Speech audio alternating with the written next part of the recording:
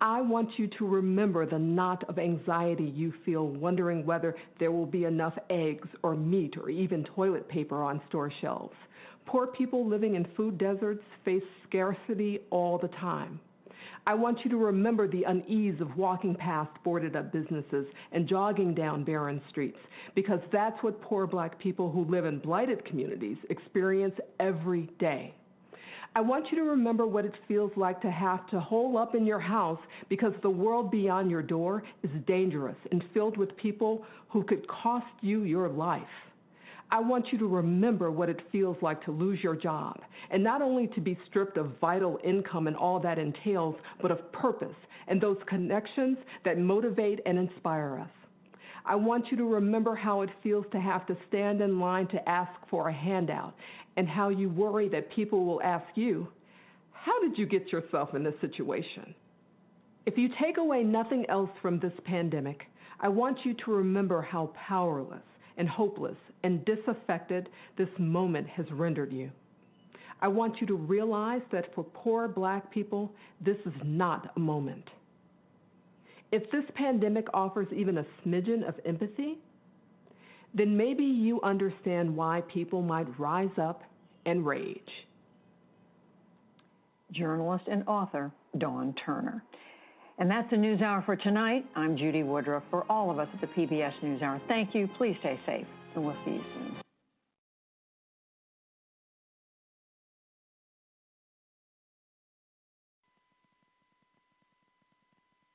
We have seen in the last several weeks, last few months, the kinds of epic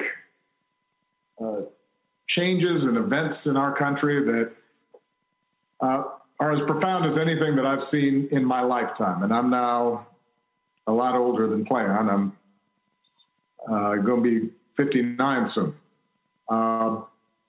And let me begin by acknowledging that although all of us have been feeling pain, uncertainty, disruption, some folks have been feeling it more than others. Most of all, the pain that's been experienced by the families of George and Brianna and Ahmaud and Tony and Sean and too many others to mention, those that we thought about during that moment of silence.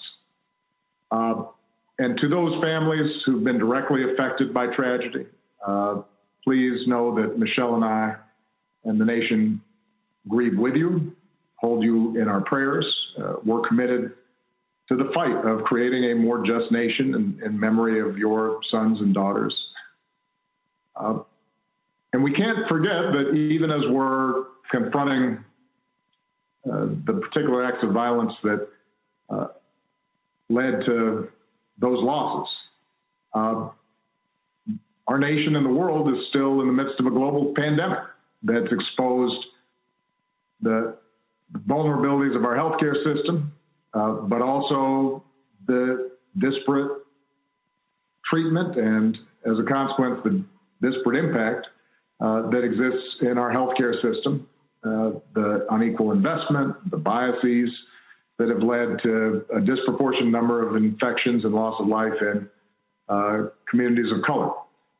So in a lot of ways, what has happened over the last several weeks is challenges and structural problems here in the United States have been thrown into high relief.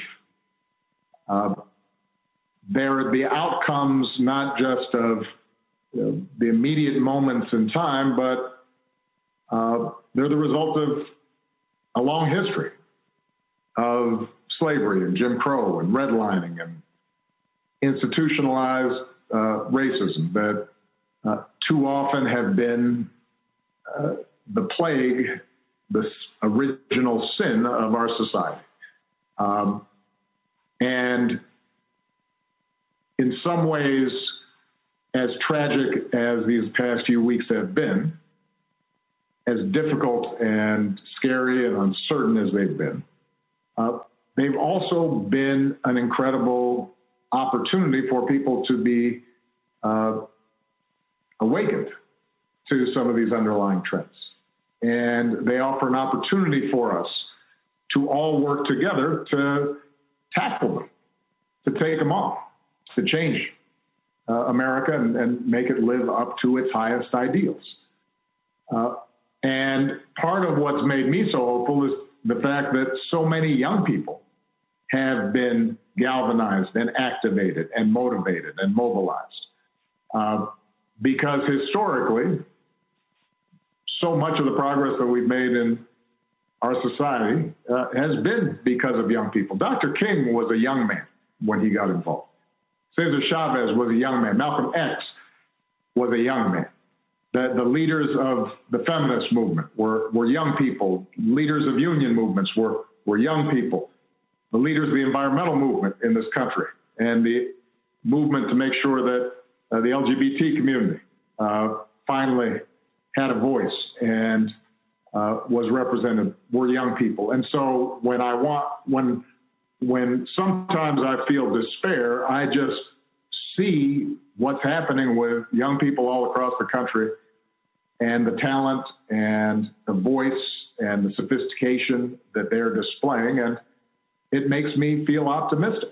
It makes me feel as if, this country is going to get better. Now, I want to speak directly to the young men and women of color in this country who, as Flan just so eloquently described, have witnessed too much violence and too much death. And too often, some of that violence has come from folks who were supposed to be serving and protecting you.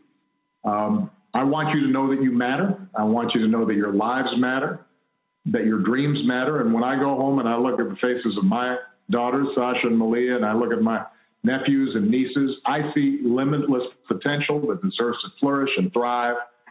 And you should be able to learn and make mistakes and live a life of joy with heart. And so I hope that you also feel hopeful, even as you may feel angry, because you have the power to make things better, and you have helped to make the entire country feel as if this is something that's got to change. You've communicated a sense of urgency that is as powerful and as transformative as anything that I've seen in recent years. I want to acknowledge the folks in law enforcement that share the goals of reimagining policing, because there are folks out there who took the oath to serve your communities and your countries, have a tough job, and I know you're just as outraged about the tragedies in recent weeks as are many of the protesters. And so we're grateful for the vast majority of you who protect and serve. I've been heartened to see those in law enforcement who've recognized, let me march along with these protesters. Let me stand side by side and recognize that I want to be part of the solution. And who've shown restraint and volunteered and engaged and listened, because you're a vital part of the conversation. And change is going to require everybody's participation.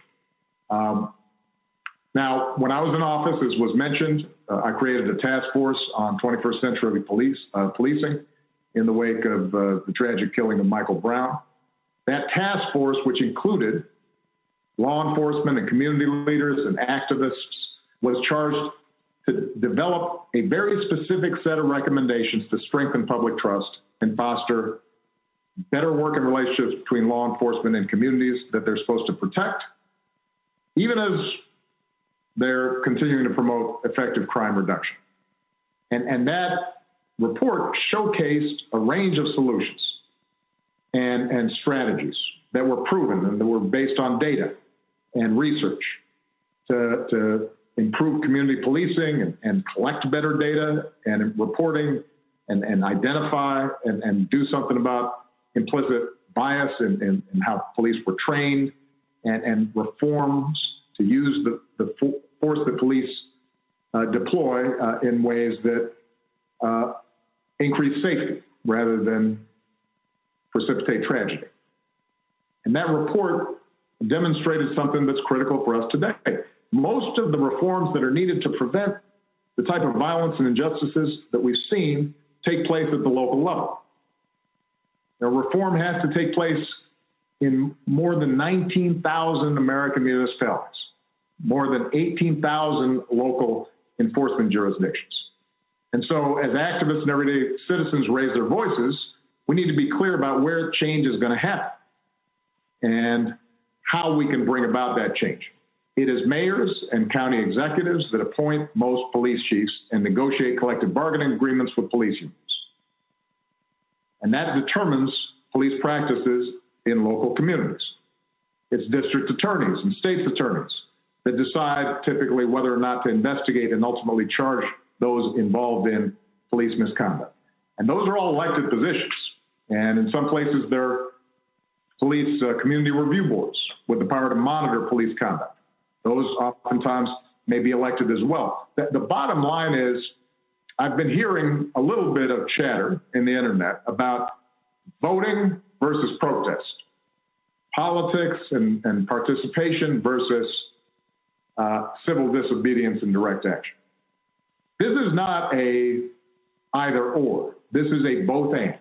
To bring about real change, we both have to highlight a problem and make people in power uncomfortable, but we also have to translate that into practical solutions and laws that can be implemented and we can monitor and make sure we're following up on. So, very quickly, let me just close with a couple of specific things. What can we do?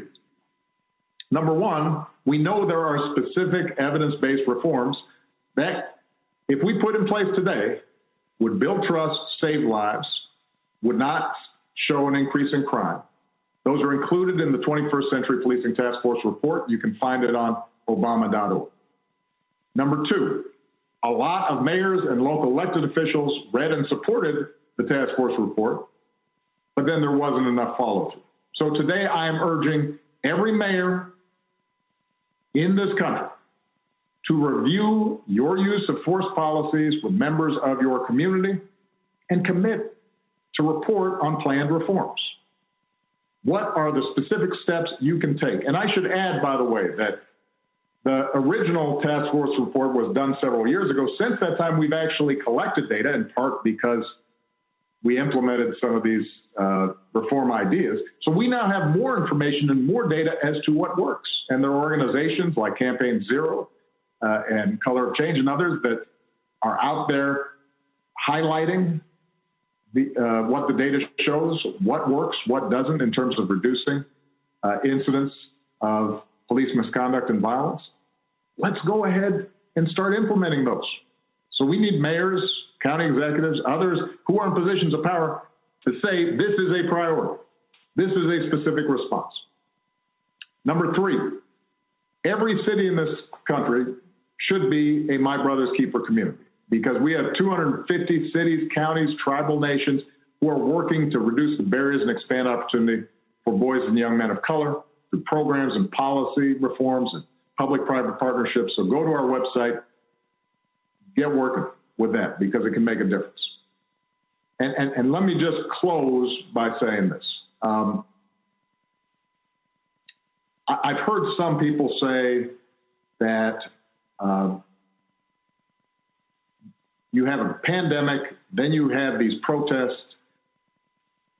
This reminds people of the 60s and the chaos and the discord and distrust throughout the country. I have to tell you, although I was very young when you had riots and protests and assassinations and discord back in the 60s, I know enough about that history to say there is something different here. You look at those protests, and that was a far more representative cross-section of America out on the streets, peacefully protesting, and who felt moved to do something because of the injustices that they had seen. That didn't exist back in the 1960s, that kind of broad coalition. The fact that recent surveys have showed that despite